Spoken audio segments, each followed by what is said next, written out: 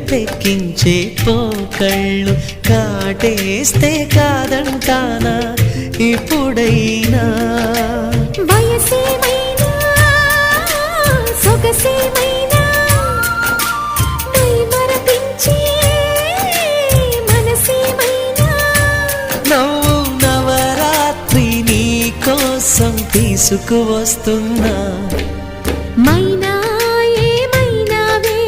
మన్మథ మాసం అయినా ఎంతైనా ఇది మెత్తని మోసం తీయనైన తీరిక తీర్చమంది కోరిక నీకు తోడు